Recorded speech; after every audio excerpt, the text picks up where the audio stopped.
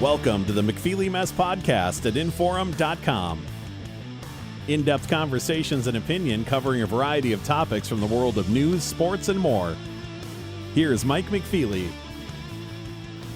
Welcome to another episode of the McFeely Mess Podcast at Inforum.com. It is Tuesday, July something or other, 23rd? July 23rd, in the well-appointed offices of the Forum Building in downtown Fargo. And I'm joined for this podcast by Tasha Carvell. She is a news reporter, one of our newer folks here in the room for the Forum and Inforum.com. And I have a bunch of stuff on my menu for you. So I hope that you're... Yeah, bring it on. Right on. Let's do it. Bring it on.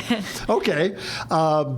Eventually, I want to talk with you about some of the stuff you've been reporting on lately, which is Sure. You've been having to the crime reporting lately, which is it's gotten dark. Yes, and so I actually wanted to go down that road with you. That I have not covered crime specifically in my career, although I've gone down that road a couple times on some specific stories Sure. that were specifically dark, including a horrible child abuse death in Fergus Falls, Minnesota, a couple of years ago, which is just awful. And so we'll get there at some point. Okay. We'll get there. But I know that you are well versed in a variety of topics, and I know that you are well informed on the political situation, not only locally, not only regionally, not only statewide, but also nationally. Yeah. And I don't know if you've heard. I was actually on a lake. What's been happening? I was actually on a lake in Crow Wing County, Minnesota, taking a couple days with my family and to see our daughter and stuff. And that's why I just didn't immediately weigh in on any of this, because I said, you know what? I'm just going to take another day off here because it's not ever going to end. But apparently, Joe Biden, the Democratic nominee or presumptive nominee for the presidential race in the United States of America, decided to drop out of the race. Yeah. And in the meantime, Kamala Harris, his vice president, the Democratic Party thus far has coalesced around her strongly, like way stronger than I thought was going to happen if this happened. And so that's a little bit of news that came out of the weekend, that Kamala Harris apparently is going to be the Democratic nominee to square off against Donald Trump. I'm an opinion columnist.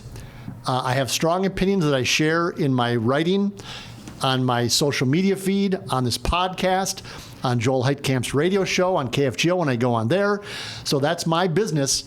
You're a straight news reporter, but what are your thoughts on the massive news this weekend? Sure. We're drinking from a fire hose right now in terms of news. Yes. President Trump got shot at 9 days ago, and almost assassinated. And, I think it's almost like it feels like that was a year ago. And I'm not saying this as a media person, like we're shoving to the back, but right? it's been like overshadowed now by other news, which is remarkable. You're right. It is remarkable. And, I think a few things, right? Yes, I'm a reporter now, but my prior life, I worked in and around progressive politics for a long time. Okay. So to see the Democratic Party, which is notoriously messy. I don't belong to an organized party. I belong to the Democratic Party. That is a long loved and known line about the Democrats. To see them come together as quickly as they did on Sunday, within a matter of hours, truly, for Kamala Harris was remarkable. I mean, there were people talking about Biden dropping out for a couple of weeks, right? The disastrous debate. After the debate, yep. Yep. And so, there had been plenty of talk about it, but plenty of people, smart people, were still saying open convention, throwing names out there for we have to make it a competitive process. Yep. We have to include everybody. Yep. This has to be, we have to get who the knows best candidate. Who That's knows who it'll be? Yep. As of Saturday night, Sunday morning, they were still saying that. As soon as Biden dropped out via tweet. Yeah, which is essentially he wrote a letter, which is 2024 in a nutshell. And for a few minutes there, I think a half hour, he didn't endorse her in his letter. He complimented her in his letter, but didn't endorse her in his letter. And then a half hour later, he sent another tweet saying, "OPS, also I endorse Kamala." Yes. So, but for that half hour, there was people saying, "Okay, open convention. It's all hands on deck. This is going to be a crazy couple of weeks." And then within an hour after that, it was done.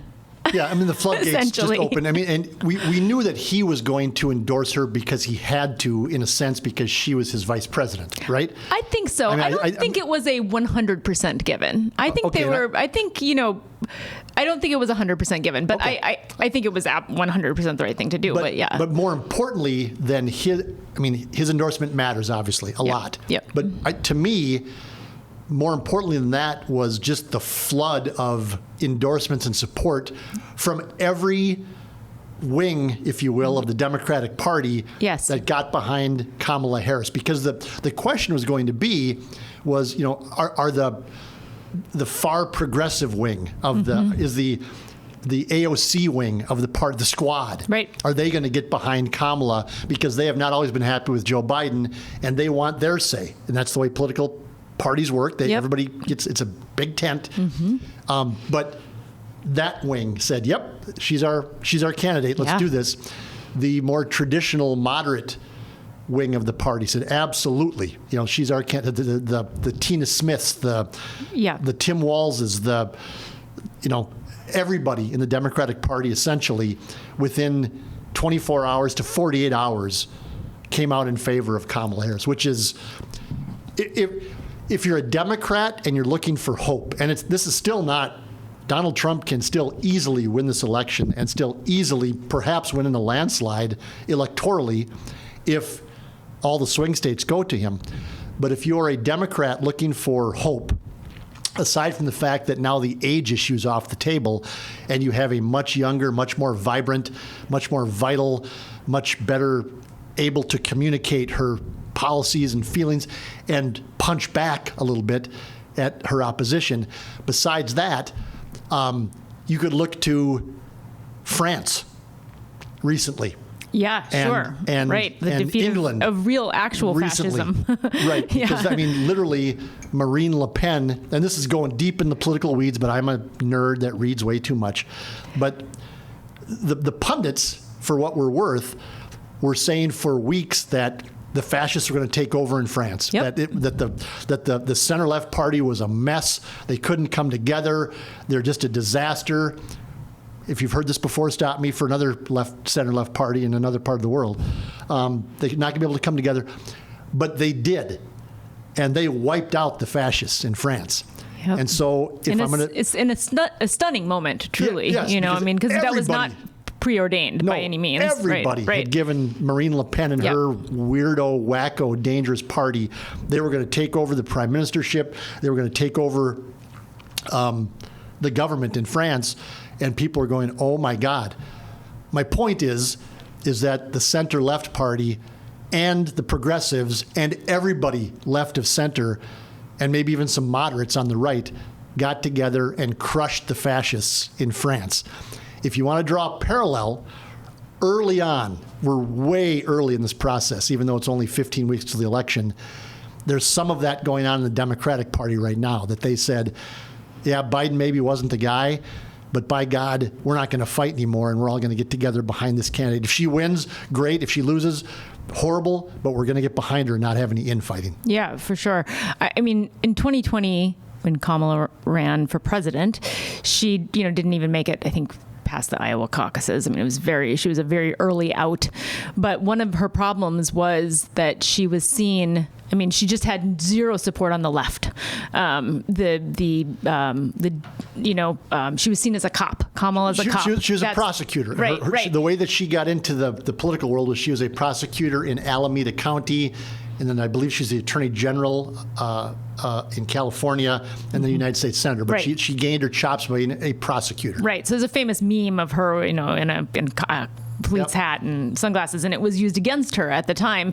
It was just not a time, in the Democratic Party where those bona fides were ones that were attractive. Right. It's very interesting. However, now I think there's a lot of momentum around that part of her resume, and that being very important, especially with, so violent crime being up in the country. Well, and also because of who she's running against. Sure. Which she made a point of absolutely. in her. The distinction is impressive, a right? prosecutor on one side and a convicted felon on the other. Yeah, there couldn't be a greater contrast drawn. Correct. Right. And she made that contrast very publicly and very openly in her first speech or her first remarks as the presumed nominee, when she said, I prosecuted guys who, committed fraud. Sexual predators. I prosecuted sexual predators. I prosecuted private fake universities. And every one of them, she went down the line and she was clearly naming off Trump's transgressions and said, right. I know this guy. I know his type, I think is what she said. I've prosecuted his type. I saw a buddy who's part of the DSA, the Democratic Socialists of America, yesterday at Birnbaum's, and just was chatting with him for a brief minute. And does his first name start with Z? Maybe. And I just saw him when I came in, and I said, "How you doing?" And this is Monday morning, and he said, "A lot better today," which I thought was very interesting. I was a little surprised at how pleased he was about the Kamala. So that was an interesting sort of marker in the sand for me too. Let's back up a little bit. Were you surprised this happened? Were you surprised that Joe Biden dropped out? Because I wear my politics on my sleeve, and that's part of the reason I, get a paycheck, and I can do that. But I was a guy who, admittedly, was, knocking guys like Dean Phillips and Joel Heitkamp, for saying that Biden should drop out. And I'm going, well, this isn't going to do any good because all you're doing is damaging him further. Right. I was going on the incorrect assumption that the Biden we saw at the State of the Union address was the Biden that still existed. And remarkably, that wasn't that long ago. Yeah. But a guy with some energy and some ability to... Yeah, he was fiery. And communicate his thoughts and organize his thoughts and do the back and forth with Republicans that were jeering him. That man disappeared somewhere between then and the debates. And I watched the debate, honest to God, for 10 to 15 minutes, and I shut it off because I went, oh, my God. Yeah. This is awful. Yeah. And so I've been politically despondent for the last 3 weeks, thinking it's over. It's just not going to happen. Mm-hmm. I was still... I had heard all the things that that people were pressuring him. When I heard that Nancy Pelosi got involved, my ears kind of perked up and went, okay, this is might going to happen here. Yeah, I think that was... Were you surprised that this happened was my original question. Because I kind of was. I'll answer. I will say no, only because the difference between Joel Heitkamp, for example, puts himself sort of out on a limb a lot. And so him saying it maybe doesn't do much for me.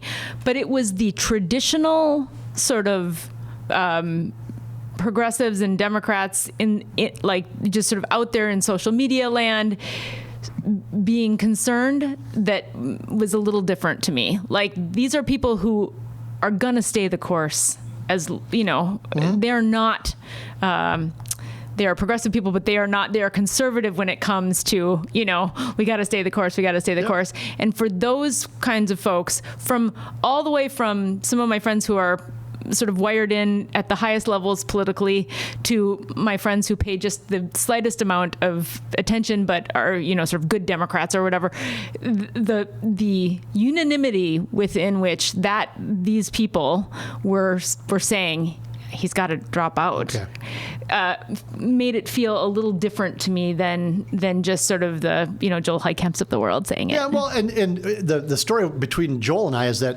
he was doing this early on. Yeah.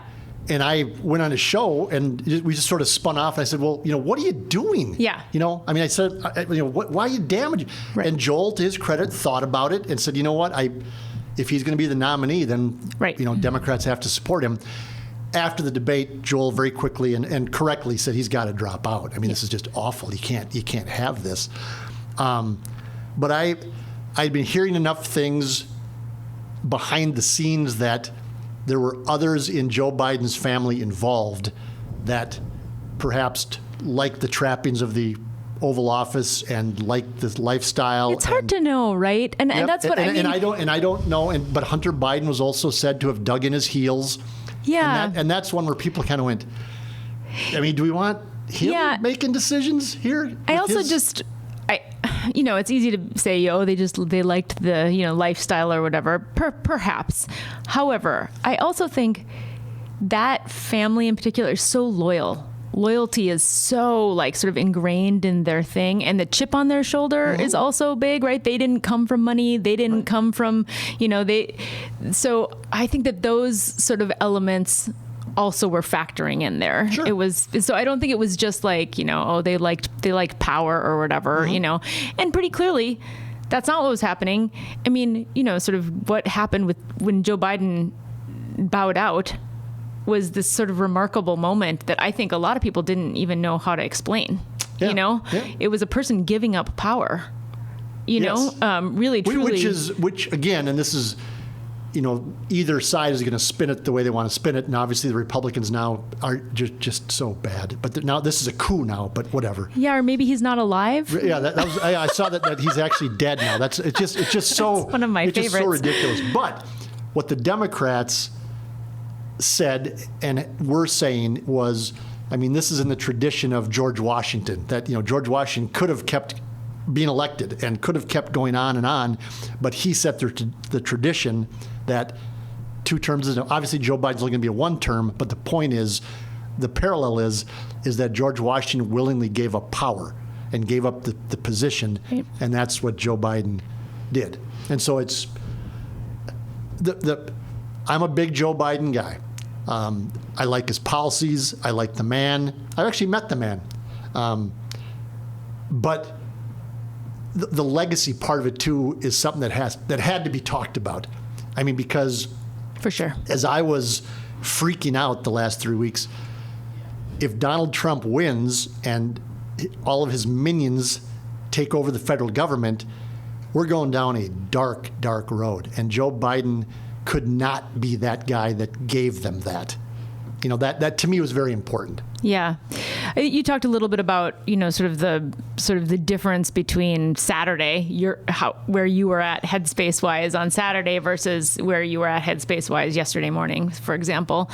And I think that in order for Democrats to win, that needed to happen because there needed to be that switch flipped. I had no enthusiasm. Right. On Saturday morning, that's a necessary element. Now, it's not the hard part.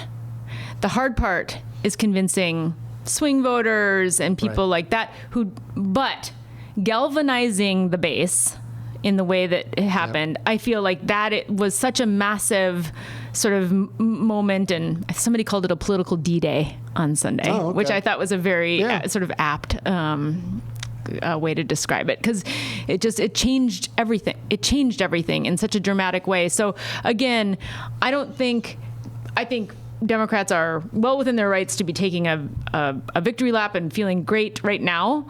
But I also think the hardest work is still ahead. Absolutely, yes. I mean, there's some great early polls coming out, right? Yep. I mean, but there's also some ones that people still have questions about Kamala Harris. The swing states are still very, very close, and she's still behind in critical ones. But she hasn't done a lick of campaigning yet. When I check out online news and Twitter and everything else, and I'm looking and going, God, she's down 5 in Michigan.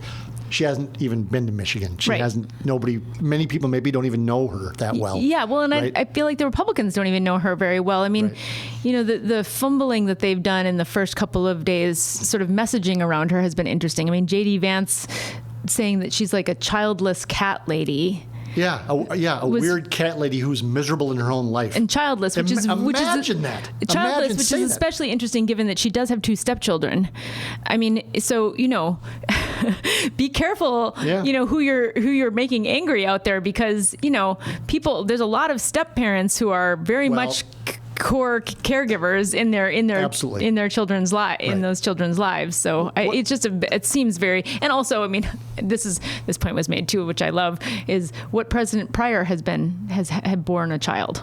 Like, because she true. can't bear children or hasn't born a child, like she's not qualified. Correct. Well, but we're talking about momentum, right? I mean, we're talking about that. Donald Trump had all the momentum after the debate, and it was just like wow. And then the assassination attempt oddly turned into more momentum. And then the convention. And then the convention was almost a victory lap. Yep. I was listening to some podcasts on my drive back from Crow Wing County to some people who were there, and they just said it was like a victory party. The Republicans are convinced at that point that they're going to win this election, and there's no doubt in their minds, and probably rightly so. Yep.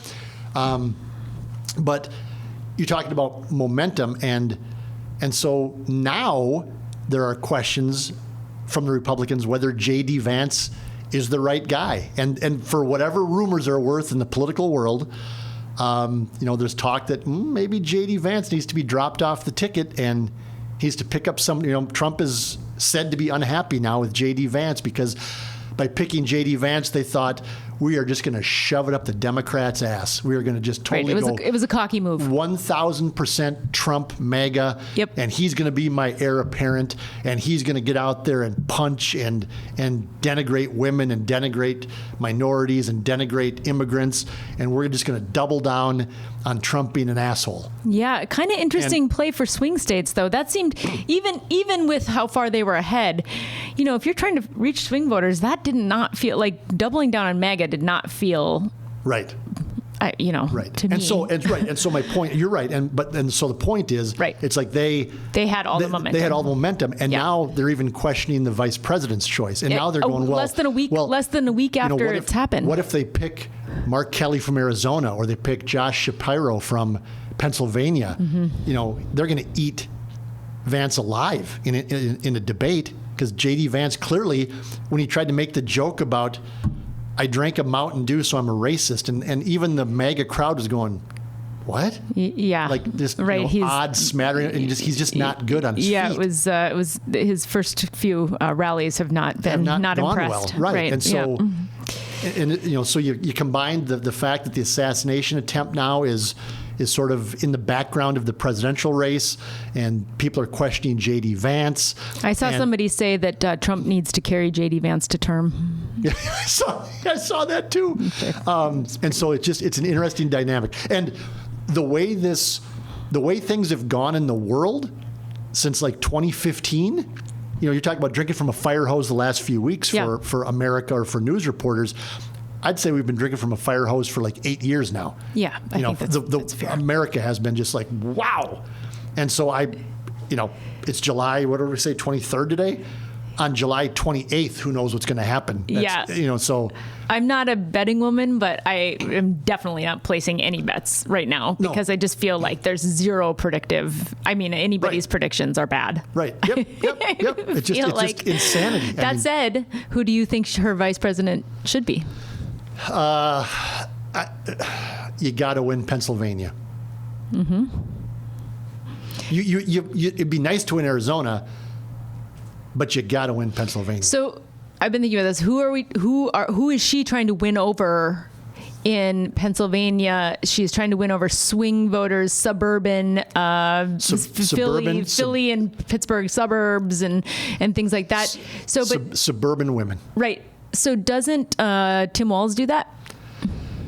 He does, but you got to win Pennsylvania. Right. And I think, but I'm just going straight, drawing a line from A to B. The governor of Pennsylvania, very popular. Sure. She can win Pennsylvania with him on the ticket. Yeah, I guess I just don't know that much about him. I mean, he is very popular? Sure. I mean, okay. Yeah. I mean, when he was elected, it was a state, and he's won over the state and been pretty effective as governor of Pennsylvania, as Tim Walz has, even though in Crow Wing County, Tim Walz is not popular. No. But they weren't going to win Crow Wing County anyway. Right. They need to win Maple Grove and Lakeville and whatever. the Andy Bashir has been talked about, the governor of Kentucky. He says that he's not received vetting materials. Although there was new reporting this morning that maybe he had, or something like that, or maybe that that had been misreported or something like that. I think he did say that, but that, I don't know. The MSNBC had something on this morning that that he was still under consideration. But the list that had received them were Mark Kelly, Josh Shapiro, Gretchen Whitmer, which I think is interesting. I don't think that makes much sense. No, it doesn't. No. I would love to see Gretchen Whitmer at the top of a ticket someday. Sure. I thought she would have been a tremendous candidate this time around. But again, I was on the Biden train, which is fine. But I thought Gretchen Whitmer would have been a terrific candidate who would have.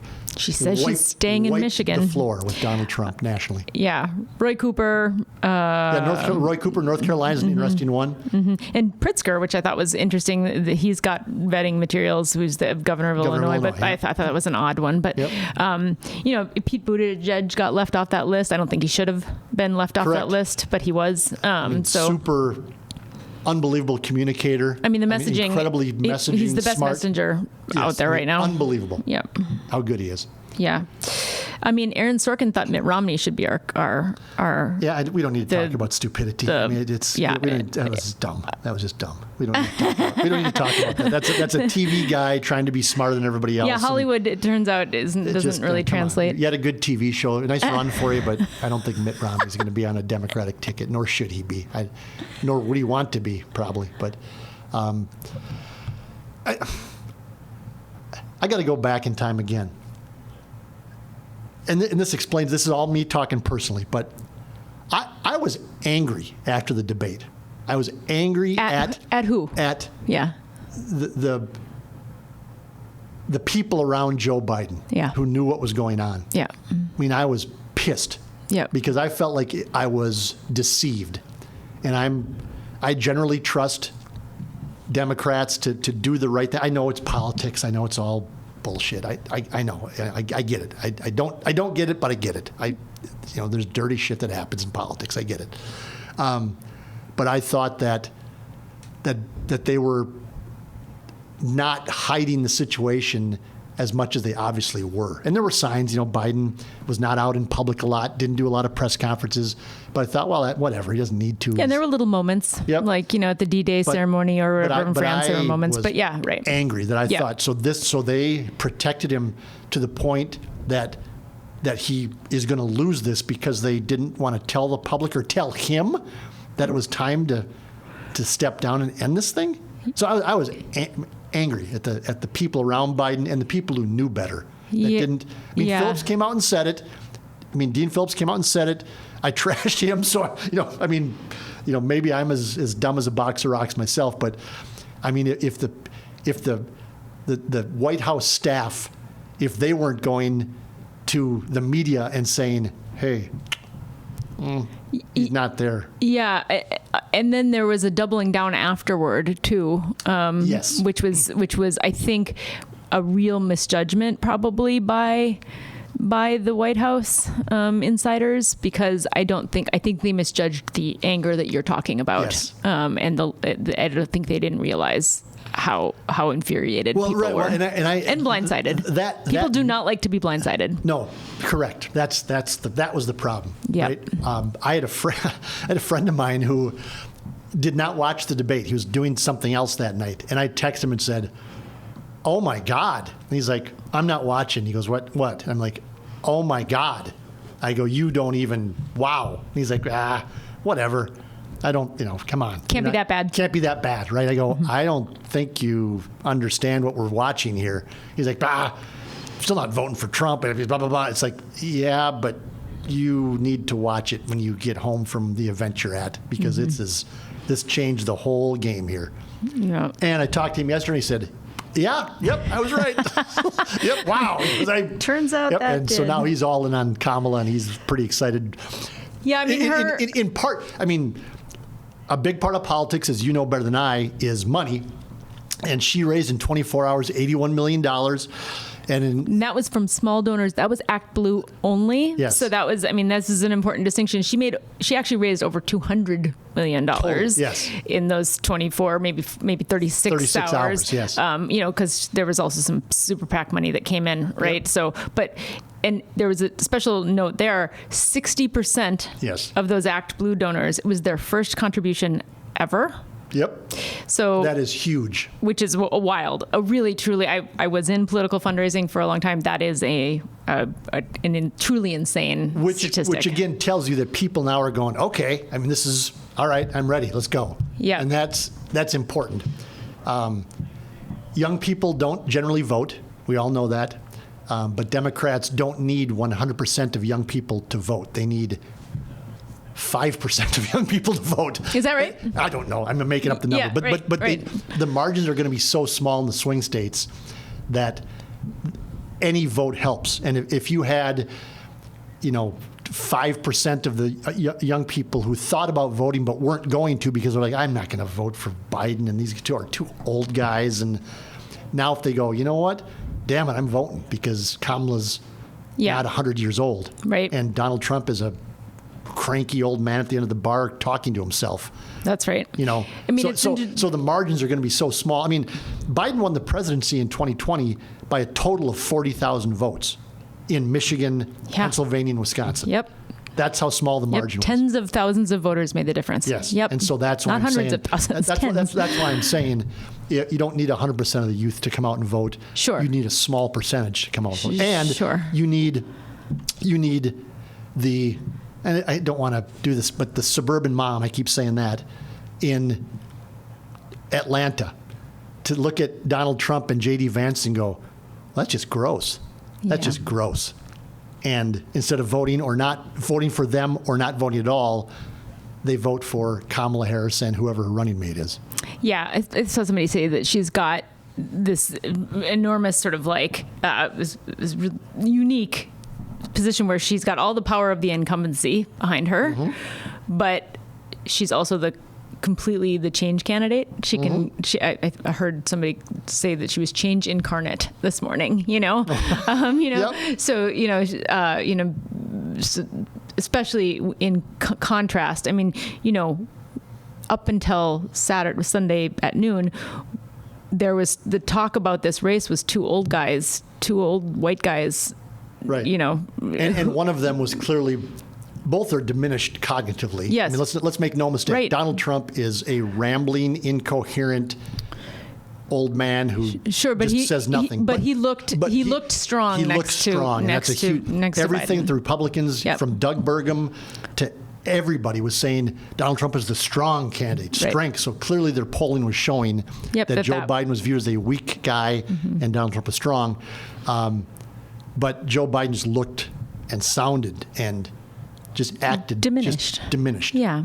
More than Donald Trump did, even though Donald Trump is clearly diminished. Yeah. So, that flipping of the script that she is able to do at this point from a messaging perspective, I think there's only 105 days left. 105 days. Right. So, it's a pivot for the Republicans that is going to be not a simple pivot. Okay, so do you think that the Republicans clearly did not believe that Joe Biden was going to drop out of the race? Because I have a hard time believing, because the Republicans have had 4 years now to get ready for this moment, for this race. And it became clear a while ago that Donald Trump was going to be the guy for them, and they got behind him. Do you think that they were caught as off guard as some pundits say they were, and that the pivot really is going to be huge? Or do you think that they've also been preparing for 4 years that he was going to drop out of the race? They've had the time. They've had the time to do it. There was, I think somebody from the Trump campaign says we've been preparing for weeks for it to be Kamala. Okay. But that was weeks. That's not years. Not very long. Yep. They could also be lying because, I don't know, Trump's people have a tendency to lie a lot. Yep, for sure. So that was one sort of telling thing for me, that it hasn't been years. They didn't expect that. But the other thing is, and this is just because that party has truly sort of absorbed the MAGA personality, what Joe Biden did was selfless, was not for power.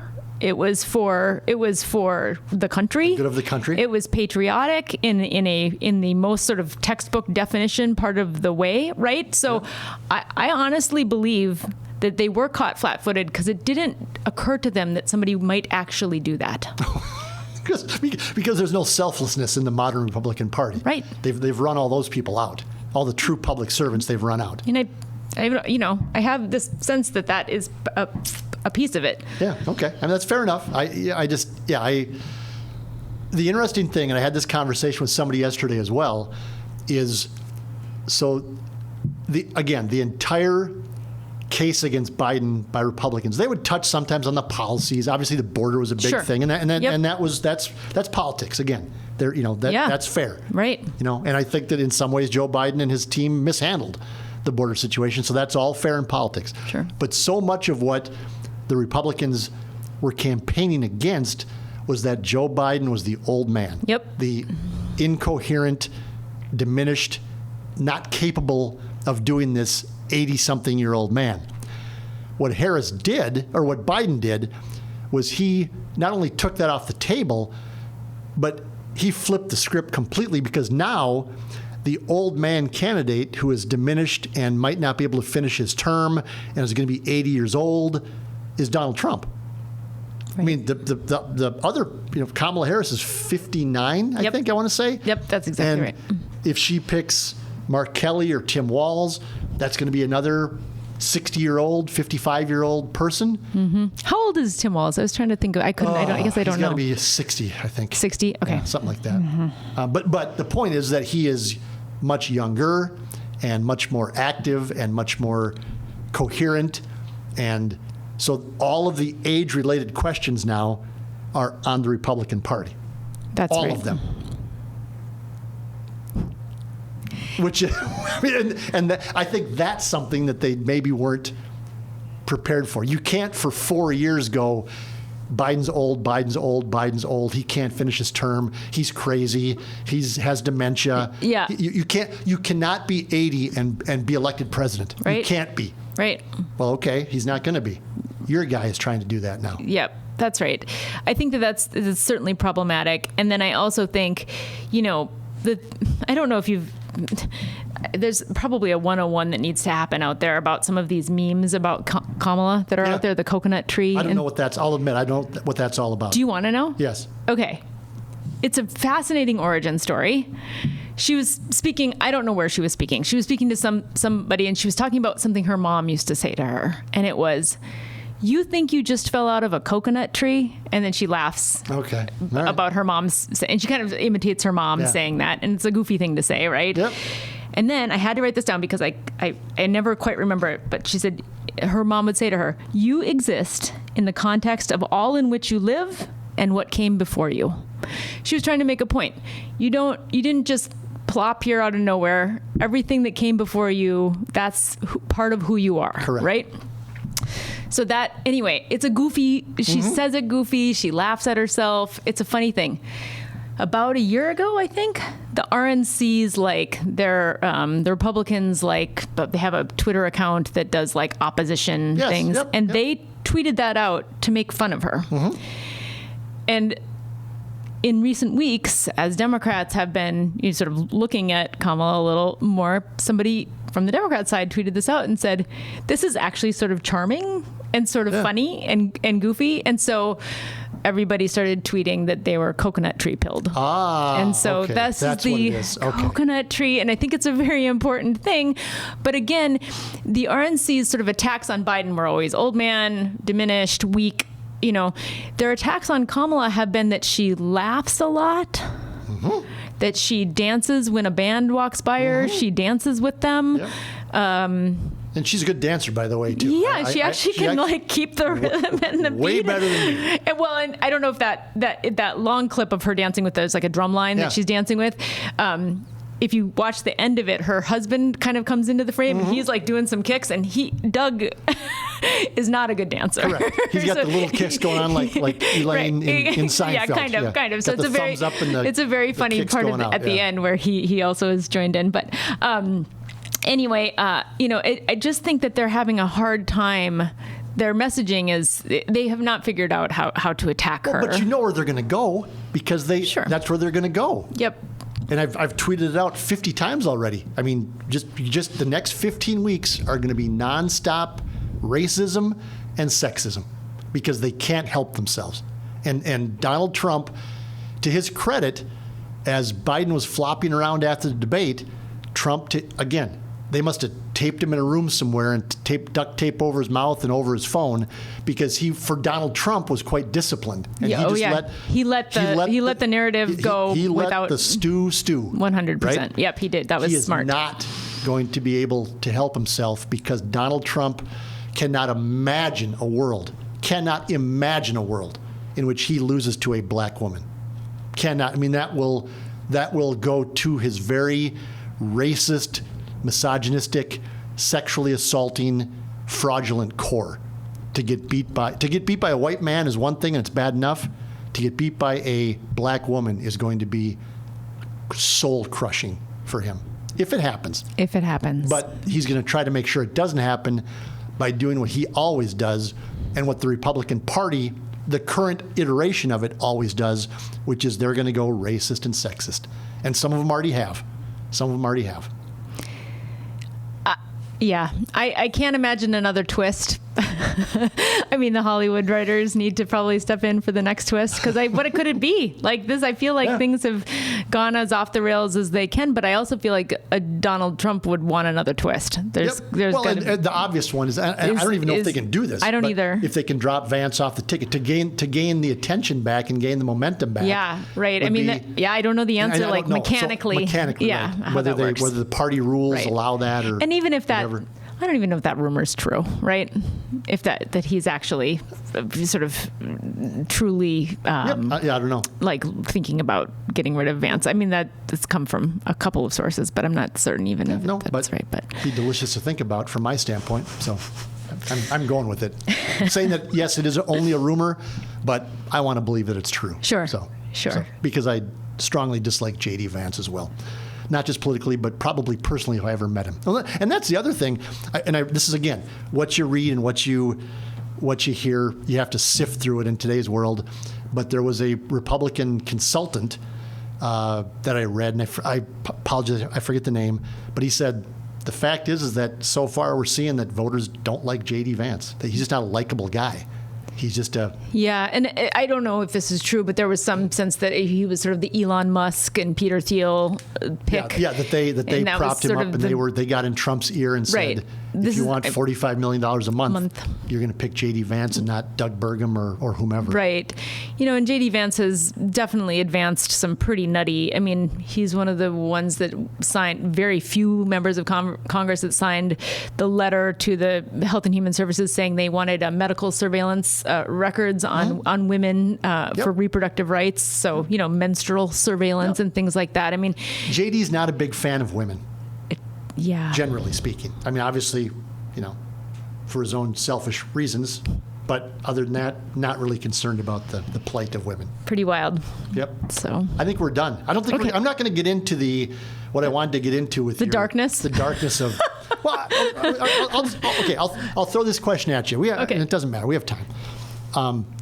But as I said, I've not been a crime reporter, and you're not strictly a crime reporter either, but you've been doing a lot of crime stories lately. And they've been getting kind of dark. Mm-hmm. There's one about the former superintendent from Mid-Coda Public Schools in North Dakota getting involved with a 27-year-old guy and trying to lure a 15-year-old girl to a gym to have the 27-year-old guy was supposed to have sex with her and tape it or film it to then give it to the 60 or 50-something former superintendent of Mid-Coda Schools, which is just the grossest, creepiest, disgusting, awful thing that could, well, no, there's probably more things, but it's awful.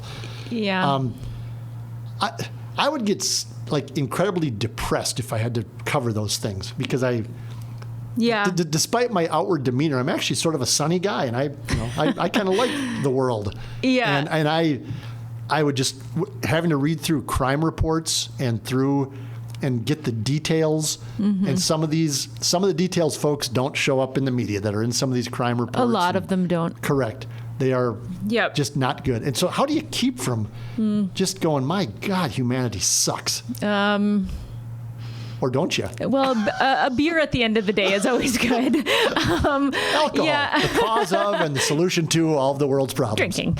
No, it does wear. It wears on you, certainly. We had, in Fargo last year, there were two homicides in Fargo last year. I mean, there were other horrible, the officer-involved shooting and all things like that, but 2 homicides in Fargo. There were 2 homicides in Fargo in June this year. I mean, sort of that, June was a rough month.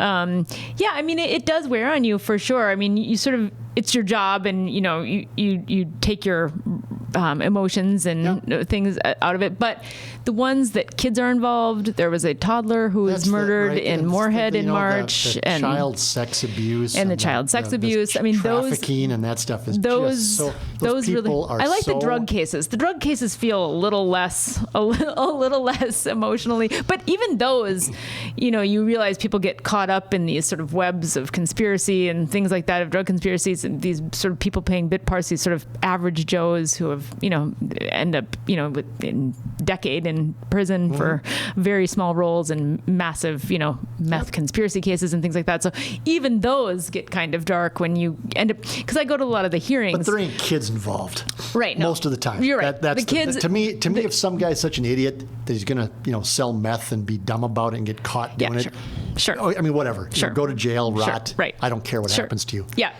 But whatever. You made that decision as an adult person. Sure. That's a bad decision by you. But just when it comes to innocent people, and again, especially kids, it's just so bad. Oh yeah, it wears on you, and I think the editors have been wonderful to me at the Forum. I will say, there have been a couple of cases where I say, I can't write that detail, and they said, don't write that detail. Yep. Like, let's just stick to the sort of charges, the official charges, and not go into because they could choose to be salacious, and they could choose to be 100%. Like, let's put in this detail because and they have chosen. You're saying have chosen to not do that, even though that's right, and I'm grateful. We in the media get trashed for, you want clicks. Well, you know what?